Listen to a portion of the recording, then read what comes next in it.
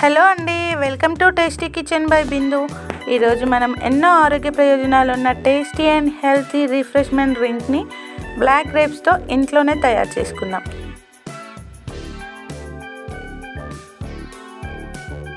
ముందుగా ఒక mixie jar తీసుకొని అందులో సాల్ట్ వేసి నీట్గా కడిగిన గింజలు లేని బ్లాక్ గ్రేప్స్ ఒక కప్ వేయాలి. ఇప్పుడు అందులో ఒక 3 spoons sugar, 1/2 tablespoon chaat masala వేసి మెత్తగా గ్రైండ్ చేసి పక్కన పెట్టుకోవాలి.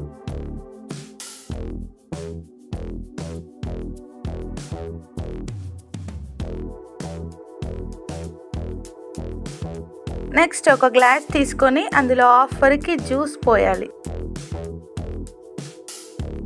తర్వాత వీడియోలో చూపించిన విధంగా పుదీనా ఆకులు తీసుకొని 2 చేతుల మధ్యలో పెట్టి బాగా నలపాలి. ఇలా చేయడం వల్ల ఫ్లేవర్ బాగా వస్తుంది. ఇప్పుడు ఈ పుదీనాని గ్లాస్లో వేసి